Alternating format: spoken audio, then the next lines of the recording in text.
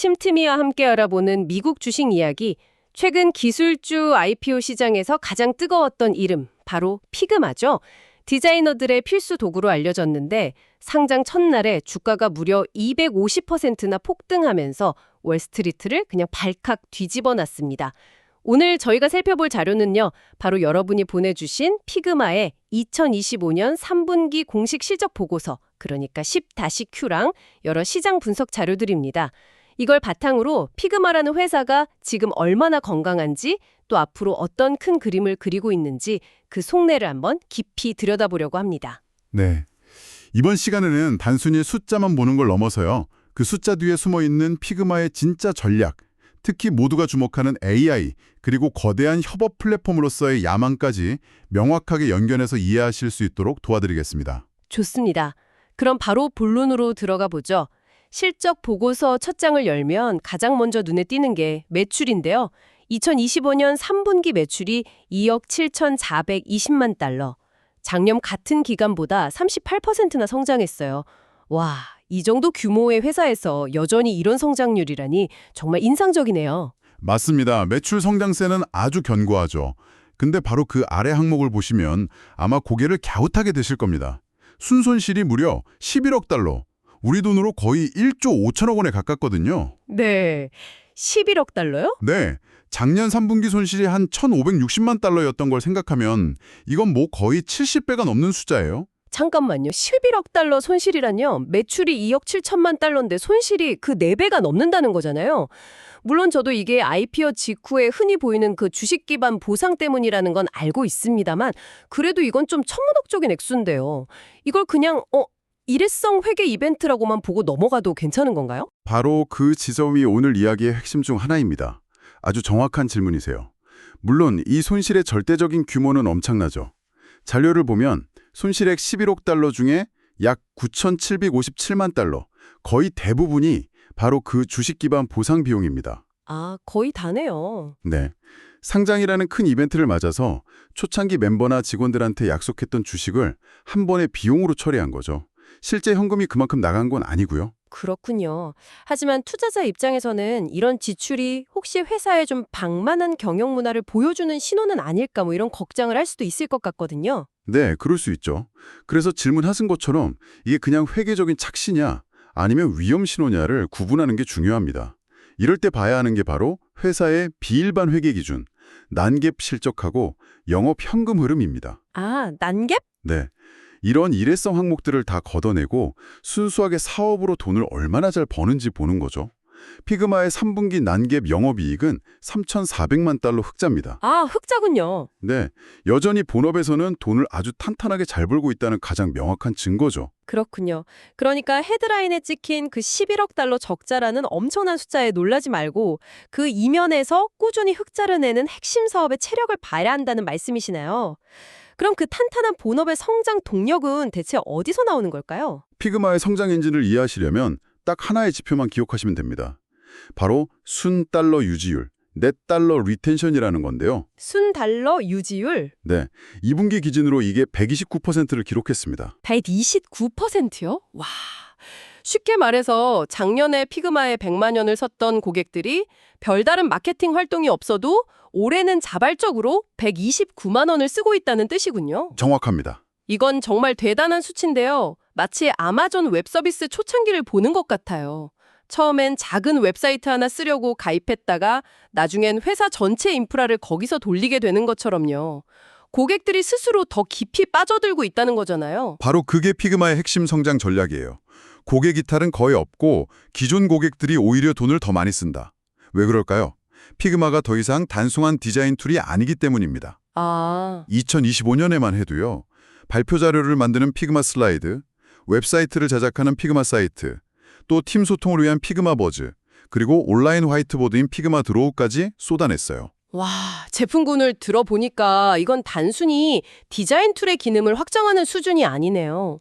슬라이드는 파워포인트나 구글 슬라이드, 버즈는 슬랙이나 팀즈, 드로우는 미로 같은 화이트보드 툴이랑 직접 경쟁하겠다는 거잖아요. 맞습니다. 이건 거의 업무용 운영체제가 되겠다고 선언한 거나 다름없는데요. 네, 피그마는 디자인 팀의 도구에서 모든 팀의 협업 허브로의 진화를 꿈꾸고 있습니다. 디자이너가 피그마로 디자인을 하면 기획자는 피그마 슬라이드로 제안서를 만들고 마케터는 사이트로 랜딩 페이지를 만들고 이 모든 과정이 피그마 버즈를 통해 소통되는 거죠. 아하, 한 번 발을 들이면 조직 전체가 피그마 생태계를 빠져나갈 수 없게 만드는 그런 그림이군요. 바로 그겁니다. 그야말로 랜드 앤 익스펜드 전략의 교과서 같네요. 디자인팀에 발을 들여놓고 랜드, 회사 전체로 바이럴처럼 퍼져나가는 익스펜드 거죠. 슬랙이 성공했던 바로 그 방식이요. 그렇죠. 제품 자체가 최고의 영업사원이 되는 셈이죠. 그런데 이 전략에는 아주 큰 리스크가 따를 것 같은데요. 방금 말씀드린 것처럼 마이크로소프트, 구글, 어도비 같은 IT 공룡들한테 전면전을 선포하는 것과 같잖아요. 맞습니다. 각 분야의 절대 강자들과 여러 전선에서 동시에 싸워야 하는 엄청난 실행 리스크를 안게 되는 거죠. 그렇군요. 제품군을 확장해서 고객을 꽉 붙잡아두는 것도 대단하지만 보내주신 자료들에서 진짜 미래의 승부수로 꼽는 건 따로 있더라고요. 바로 AI입니다. 요즘 AI를 외치지 않는 기업이 없는데 피그마의 AI 전략은 뭔가 좀 근본적으로 달라 보여요. 네. 바로 그 지점이 피그마를 좋은 회사에서 혁신적인 회사로 바꿔놓을 수 있는 잠재력입니다. 피그마의 AI 비전이 집약된 것이 바로 피그마 메이크. 라는 기능이에요. 피그마 메이크. 네, 이게 단순히 파란색 버튼 만들어줘 같은 명령을 수행하는 수준을 넘어섭니다. 예를 들어서 사용자가 그냥 종이에 대충 그린 스케치나 아이디어를 설명하는 글을 입력하잖아요. 네. 그걸 바탕으로 실제 작동하는 앱 프로토타입이나 웹사이트를 통째로 만들어주는 걸 목표로 하고 있어요. 잠깐만요. 그건 거의 공상과학 영화에서나 보던 건데요. 그냥 아이디어를 낙서처럼 그렸는데 그걸 바로 클릭해 볼 수 있는 앱으로 만들어준다고요? 그렇죠. 이건 단순히 디자인을 도와주는 걸 넘어서 개발의 영역까지 침범하는 거잖아요. 기술적으로 이게 어떻게 가능한 거죠? MCP 서버 피그마라는 피그마의 독자적인 기술 덕분입니다. MCP 서버 피그마? 좀 어렵네요. 네, 조금 복잡한 개념인데 비유를 들어 설명해 드릴게요. 기존의 이미지 생성 AI들은요. 디자인을 일종의 사진처럼 인식합니다. 픽셀의 배열을 보고 비슷하게 흉내내는 거죠. 하지만 MCP 기술은 AI가 디자인의 설계도 자체를 읽고 이해하게 만듭니다. 설계도를 이해한다고요? 그게 어떤 차이를 만드는 건가요? 엄청난 차이를 만듭니다. 예를 들어 AI가 디자인에 있는 버튼을 볼 때 그냥 파란색 네모 덩어리로 보는 게 아니에요. 아, 그럼 어떻게 보는데요? 이것은 버튼이라는 구성 요소고 클릭할 수 있고 특정 기능이랑 연결된다는 구조랑 의미까지 이해한다는 뜻입니다. 와우. 설계도를 이해하니까 그냥 비슷한 그림을 그려주는 게 아니라 실제 작동하는 코드나 기능적인 프로토타입을 만들어낼 수 있는 거죠. 와, 이제야 그림이 그려지네요. 이건 디자인과 개발 사이의 가장 큰 골칫거리였던 핸드오프 과정. 그러니까 디자인을 개발자에게 넘겨주는 그 과정을 AI가 완전히 없애버릴 수도 있겠다는 생각이 드는데요. 정확합니다. 디자이너의 창의적인 비전이랑 엔지니어의 기능적인 코드 사이에 있던 그 거대한 장벽을 허무는 다리 역할을 AI가 하게 되는 거군요. 네, 바로 그게 피그마가 노리는 궁극적인 가치입니다. 미래에셋 증권 보고서에서도 마이크로소프트가 AI 기능인 코파일럿에 월 $30를 추가로 받으면서 어떻게 성공적으로 수익을 창출했는지 분석하는데요. 피그마도 똑같은 전략을 구사할 겁니다.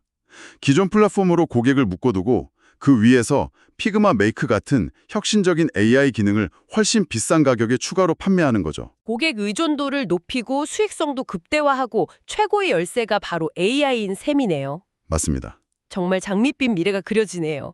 하지만 모든 투자에는 그림자가 따르기 마련이죠.